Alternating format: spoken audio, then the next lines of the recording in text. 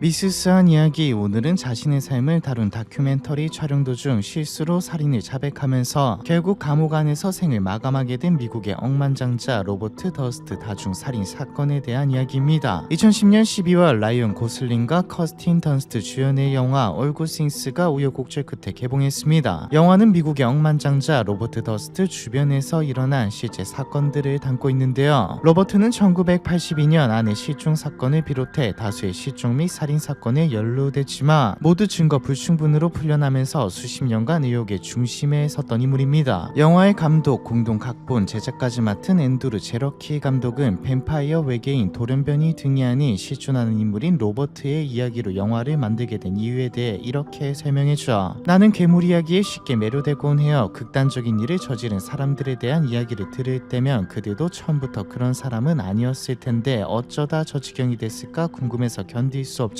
제러키 감독은 원래도 극단적 범죄와 인간 내면의 어두운 심연에 관심이 많았습니다. 그런 의미에서 수십 년간 의혹에 둘러싸인 부동산 재벌 3세의 이야기는 제러키 감독에게 있어 도저히 외면할 수 없는 압도적으로 매혹적인 소재였죠. 2008년 4월 2일 첫 촬영을 시작으로 2009년 여름 개봉을 목표로 후반 작업도 순조롭게 이어졌는데요. 하지만 제작이 완료된 후에도 개봉은 알 수 없는 이유로 계속 지연됐고 2010년 가을에는 더스트가 배급을 막기 위해 법적 대응을 예고하면서 긴장감은 최고조로 치닫았습니다. 우여곡절 끝에 당초 계획보다 20개월이나 늦은 2010년 12월 말에 제한적으로 개봉했지만 흥행 성적은 처참했죠. 2천만 달러라는 예산에 비해 고작 수십만 달러대의 수익에 그쳤으며 평론가들의 혹평이 쏟아졌습니다. 기대와 달리 영화가 망해서 낙담하던 시기 제러키 감독에게 전화 한 통이 걸려왔는데요. 다름 아닌 영화의 실제 주인공 로버트 본인이 전화를 걸어온 것이죠. 영화는 잘 봤습니다. 신금을 울리는 아주 좋은 작품이더군요. 라이언 고슬링 같은 좋은 배우가 나를 연기하다니 기쁜 일입니다. 당신 정도의 사람이라면 내 이야기를 털어놔도 되겠지요. 혹시 나를 인터뷰해보지 않겠습니까? 그동안 언론과 접촉을 피하던 로버트는 자신이 여러 건의 살인을 저질렀다고 암시하는 내용의 영화를 만든 감독에게 예상 밖의 호의적인 반응을 보인 것도 모자라 변호사의 반대를 무릅쓰고 자신을 인터뷰해보라고까지 제안했죠. 제러키 감독은 일생일대의 기회가 왔음을 직감하고 곧바로 승낙했습니다. 이렇게 두 사람은 2011년 초에 처음 만났고 무려 3일에 걸쳐 첫 번째 인터뷰를 진행했죠. 제러키 감독은 영화 올 굿 싱스를 준비하면서 조사한 내용을 바탕으로 로버트 생애 전체와 기존에 알려지지 않았던 사건들의 정황을 재조명했는데요. 감독 스스로 회고하기에 3일 동안 평소 하고 싶었던 질문을 모조리 쏟아부었다고 하죠. 로버트는 수십 전 부동산 재벌인 조지프 더스트의 손자로 1943년 4월 12일 뉴욕에서 태어났습니다. 친할아버지였던 조지프는 오스트리아 헝가리계 유대인으로 주머니에 달랑 3달러만 들고 미국으로 이민 온 지 10년 만에 자신의 이름으로 된 봉제 공장을 차린 전설적인 인물이었죠. 조지프는 봉제 공장에서 번 돈을 모조리 부동산에 쏟아부으며 지금의 엠파이어 스테이트 빌딩 바로 맞은편에 있는 센트리 빌딩을 매입한 것을 시작으로 맨해튼 미드타운 곳곳에 작은 건물을 하나씩 사들이며 미국에서 가장 유명한 부동산 개발업자로 거듭났습니다. 1920년대 후반 이미 부동산 자산은 수백만 달러 규모로 늘어났으며 대공황 시기에도 흔들리지 않고 오히려 경매 매물을 공격적으로 사들이면서 맨해튼의 스카이라인을 바꿔놓은 부동산 시장의 거물이 된 인물이죠. 더스트 가문의 장손이었던 로버트는 할아버지와 아버지를 따라 1970년부터 맨해튼의 부동산을 관리했는데요. 이 시기 치과 위생사로 일하던 캐서린 맥코맥과 만나 사랑에 빠졌고 교제 2년 만인 1973년 4월 12일 결혼식을 올리고 집안 어른들의 눈을 피해 버몬트주로 이사했죠. 당시 로버트는 부동산 재벌 가문의 후계자라는 배경을 등에 업고 자유분방한 삶을 살고 있었습니다. 반면 캐서린은 스스로 학비를 마련해 의대 진학을 준비하던 목표 지향적인 성실한 인물이었죠. 두 사람은 서로의 다른 점에 강하게 끌렸지만 애초부터 삶의 방향이나 원하는 미래는 완전히 다른 궤도에 놓여 있었는데요. 버몬트주에서 짧은 신혼생활을 즐긴 부부는 1974년 로버트의 친할아버지인 조지프가 사망하면서 억지로 뉴욕으로 소환됩니다. 이후 더스트 가문 사업에 복귀해야 했던 로버트와 의대 진학을 준비하던 캐서린 사이에서는 갈등이 끊이지 않았죠. 언론 보도에 따르면 캐서린이 이혼을 요구하면서 갈등은 최고조에 이르렀다고 합니다. 두 사람 사이의 갈등은 단순한 부부싸움 같은 게 아니었어요. 로버트는 화가 나면 캐서린에게 손찌검을 하고 폭언을 쏟아냈죠. 캐서린은 몇 년간 심한 가정폭력과 강제 유산을 경험했고 완전히 겁에 질려서 로버트가 나를 죽일지도 모른다고 호소했습니다. 합니다. 그리고 얼마 후 캐서린이 진짜로 실종됐고 지금까지도 발견되지 않고 있죠. 캐서린은 1982년 1월 31일에 마지막으로 목격된 뒤 세상에서 자취를 감췄습니다. 로버트는 실종 당일 저녁에 캐서린과 크게 말다툼을 했으며 아내가 맨해튼에서 약속이 있다고 했기 때문에 웨스트체스터 카운티에 있는 기차역 근처에 내려 주었다고 진술했죠. 이후 아내가 집으로 돌아오지 않자 실종 신고를 접수하면서 수사가 개시되었는데 초동 수사 단계에서 진술을 번복하며 말을 바꾸었고 캐서린의 물건이 공동거주지 근처 쓰레기 처리장에서 발견되면서 타살 정황에 무게가 실렸습니다. 하지만 로버트의 막강한 변호인단은 결정적인 증거가 없다는 사실을 물고 늘어졌죠. 결국 용의자를 특정하지 못한 채 시간이 지나면서 사건은 미궁에 빠졌고요. 캐서린은 1987년 1월 31일자로 사망 처리됐고 로버트는 1990년경 이혼을 신청했습니다. 아내가 실종된 후 로버트는 자신의 고민과 비밀을 털어놓을 수 있는 거의 유일한 친구인 수잔 버먼과 자주 만남을 가졌습니다. 두 사람은 1970년대 초 20대 후반 무렵에 뉴욕에서 처음 만났는데요. 부동산 재벌 3세였던 로버트와 라스베이거에서 이름난 범죄자 데이비드 버먼의 딸이었던 수잔은 특이한 배경을 가진 덕분에 첫 만남 때부터 강한 유대감을 형성하며 빠르게 가까워졌습니다. 이후 30년 가까이 서로의 가장 깊은 비밀을 공유하던 아주 가까운 관계를 유지했지만 1990년대 후반 수잔이 경제적으로 어려움을 겪으며 로버트에게 여러 차례 금전 지원을 요청하는 과정에서 두 사람 사이에 조금씩 금이 가기 시작했죠. 그러다 2000년 12월 웨스트체스터 카운티 검찰이 캐서린 실종 사건을 재수사한다는 소식이 전해졌고 결정적 증언을 할 인물로 로버트의 오랜 친구 수잔이 지목됐습니다. 이 시점과 거의 맞물려 로버트가 수잔에게 5만 달러를 송금한 기록이 있는데 순수한 도움이었는지 아니면 재수사를 앞두고 입막음을 위한 것이었는지는 끝내 밝혀낼 수 없었죠. 직후인 2000년 12월 23일 수잔이 로스앤젤러스 베레어에 있는 자택에서 뒤통수에 총상을 입고 숨진 채 발견됐거든요. 집안에는 침입 흔적도 없었고 기중품은 그대로 남아있었습니다. 경찰은 수잔이 평소 경계하지 않을 만한 인물이 집안으로 자연스럽게 들어온 후 범행을 저지른 것이라고 추정했습니다. 그런데 수잔이 살해되고 이틀 뒤 LA 경찰국으로 한 통의 짧은 편지가 도착했죠. 발신자 이름은 없었으며 봉투 안에는 시신을 뜻하는 카데바라는 글자와 수잔의 집 주소가 적혀 있었는데요. 정황상 로버트의 이름이 용의 선상에 오르긴 했지만 기소할 만큼의 증거는 충분하지 않았기 때문에 수잔 살인 사건은 2015년까지 미제로 남겨졌죠. 수잔이 사망한 뒤 언론과 검찰의 시선은 어찌되었든 로버트를 향했습니다. 증거는 잡을 수 없었지만 로버트가 너무 의심스러웠기에 기자들은 로버트를 따라다녔고 검찰도 계속해서 조사했죠. 압박이 거세지자 로버트는 자신의 이름을 숨기고 도망치는 삶을 선택합니다. 2000년 말 뉴욕을 떠나 아무도 자신을 알아보지 못할 것 같은 텍사스 갈버스턴으로 내려가 가명으로 허름한 임대 아파트를 구했죠. 그리고 사람들이 자신을 전혀 다른 사람으로 인식하도록 만들기 위해 가발을 쓰고 여성복을 입은 뒤 청각장애인 여성으로 신분을 위장하며 은둔 생활을 시작했습니다. 하지만 숨어 지내는 시간은 그리 오래가지 못했죠. 로버트가 살던 허름한 아파트 바로 옆방에 모리스 블랙이라는 71세 남성이 살고 있었는데 괴팍하고 호기심이 많은 인물로 로버트의 위장 신분과 수상한 행동을 눈여겨보며 의심하기 시작했거든요. 두 사람은 자주 말다툼을 벌였고 갈등이 고른 삽시간에 깊어졌습니다. 그러다 2001년 9월 말 여러 조각으로 토막난 블랙의 시신이 바다 위로 떠올라죠. 경찰은 로버트의 임대 아파트에서 블랙의 혈흔 시신을 훼손하는데 사용한 톱, 시신 일부가 담겼던 비니 등을 발견하고 체포했습니다. 범행 사실을 부인하기에는 너무나 강력한 물증이 있었기에 로버트는 이번엔 죄를 순순히 인정하는 듯했죠. 다만 사람을 죽였다는 사실을 인정할 뿐 어쩔 수 없는 정당방위라는 주장을 했습니다. 그 남자가 제게 먼저 총을 겨눴습니다. 총을 빼앗으려고 몸싸움을 벌이던 중에 총이 발사됐고 그 남자는 그대로 즉사해버렸어요. 경찰에 잡히면 난 끝장이라는 생각에 시신을 토막낸 후 바다에 버렸습니다. 공포에 사로잡혀 제정신이 아니었습니다. 다소 황당한 주장이었지만 로버트의 정당방위 주장은 예상외로 잘 먹혔습니다. 배심원단은 로버트가 블랙을 살해했다는 사실보다 총을 누가 먼저 잡았는지에 집중했고 검찰이 블랙이 먼저 총을 겨누고 위협했다는 주장에 대한 반박할 물증을 제시하지 못하자 정당방위였다는 로버트의 주장을 받아들여 무죄 판결을 내렸죠. 재판부는 배심원단의 무죄 판결을 바탕으로 살인 혐의에 대해 무죄를 선고했고요. 로버트는 스스로 인정한 시신 훼손 혐의, 증거은닉, 불법 무기 소지 등으로 짧은 기간 복역한 후 다시 자유의 몸이 됐습니다. 이후 로버트는 수십 년 전 발생한 실종 사건의 범인으로 또 한 번 지목됩니다. 1971년 2011년 버몬트주 머들버리에서 18세 대학생 린다 슈츠가 행방불명되는 사건이 발생했는데 마지막 목격 장소는 학교 근처의 작은 식료품점이었으며 가게를 나온 이후 호련히 자취를 감췄죠. 당시 로버트는 해당 지역에서 건강식품점을 운영하고 있었습니다. 로버트의 가게 근처에서 린다를 보았다는 목격담이 뒤늦게 알려지면서 수사팀이 다시 사건을 주목하게 됐지만 결론적으로 린다 슈츠의 시신은 발견되지 않았고 결정적인 증거도 끝내 나오지 않았죠. 린다 슈츠 실종 사건 역시 증거 부족으로 종결되면서 로버트는 법의 테두리 바깥에 있는 재벌로 여겨지게 됐습니다. 체러키 감독은 약 40년간 로버트 주변에서 일어났던 의문스러운 사건에 대한 자료와 로버트 본인의 인터뷰 영상을 바탕으로 실화 다큐멘터리를 만들기로 결심했죠. 비록 영화는 실패했지만 다큐멘터리는 영화만큼 제작비가 많이 드는 것도 아니었고 어쩌면 다큐가 더 흥행할 수도 있을 것 같았습니다. 이렇게 해서 탄생한 것이 2015년 미국 HBO 채널을 통해 방영된 6부작 다큐멘터리 더 징크스 로버트 더스트의 삶과 죽음들이죠. 제작진은 다큐멘터리를 완성하는 과정에서 예상치 못한 주요 증거들을 발견하면서 사건의 실체에 더욱 다가섰습니다. 그 가운데 가장 결정적인 단서가 바로 비벌리 피츠였죠. 2000년에 발생한 수잔 사건 당시 범인이 경찰 앞으로 익명의 편지를 보냈던 것 기억나실 겁니다. 살해당한 수잔의 의붓아들이 의미심장한 제보를 해왔죠. 1999년 로버트가 수잔에게 보냈던 편지 봉투의 필체와 2000년 수잔 살해 직후 익명으로 경찰에 보내진 편지의 글씨체가 완전히 똑같다는 내용이었는데요. 글씨체는 물론 두 편지 모두 비벌리힐스의 철자를 잘못 적었죠. 우연이라기에는 좀 이상합니다. 체러키 감독은 2012년경 로버트와의 추가 인터뷰 자리에서 확보한 필체 분석 자료를 나란히 제시했죠. 카메라 앞에서 자신이 작성한 글과 살인범의 쪽지를 마주한 로버트는 한동안 말을 잇지 못했고 두 글 모두 내가 쓴 것인지 아닌지 확신할 수 없다는 애매모호한 답변을 내놓았습니다. 자신을 따라다닌 의혹에 대해 수십 년간 일관되게 부인만 하던 로버트의 포커페이스가 깨진 결정적 순간이었죠. 인터뷰 직후 긴장이 극에 달한 로버트는 잠시 촬영을 중단하고 화장실로 향했습니다. 그런데 순간적으로 옷에 마이크가 달려있다는 사실을 깜빡 잊고 혼잣말을 중얼거렸죠.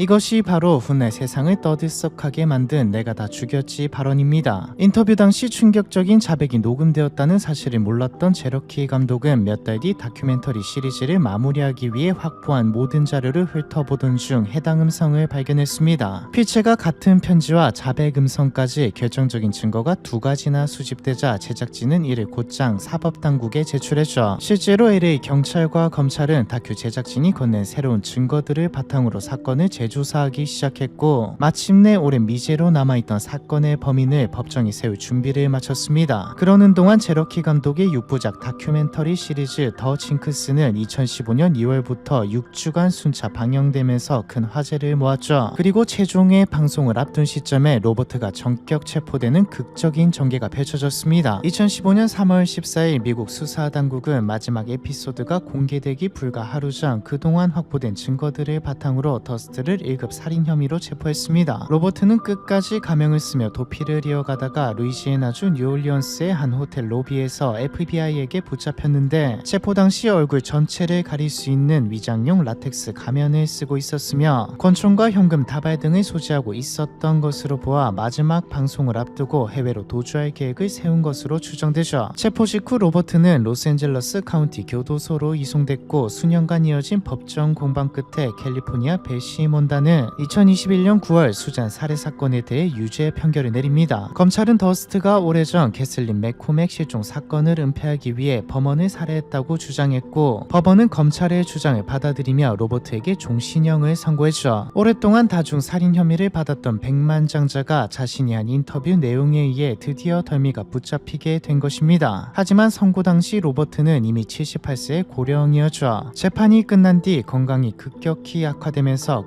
조치시설과 병원을 오가며 지내게 됩니다. 고령과 지병으로 이미 쇠약해진 상태라 사실상 형기를 감당할 수 없는 몸이었죠. 이전에 저지른 범죄들에 대한 수사도 진행은 됐지만 사실상 당사자에게 죗값을 물을 수 없는 상황이었습니다. 결국 로버트는 법정에서 유죄를 확정받은 지 단 4개월 만인 2022년 1월 10일 캘리포니아 세노킨 교정의료시설에서 생을 마감했죠. 사실상 의심스러운 사건들도 전부 로버트의 수행이 맞았다로 보는 시각이 대다수입니다. 역사의 아내, 친구, 이웃을 모두 죽인 살인마로 기록된 뉴욕 부동산 재벌 로버트 더스트에 대한 이야기, 이번 편은 여기까지입니다.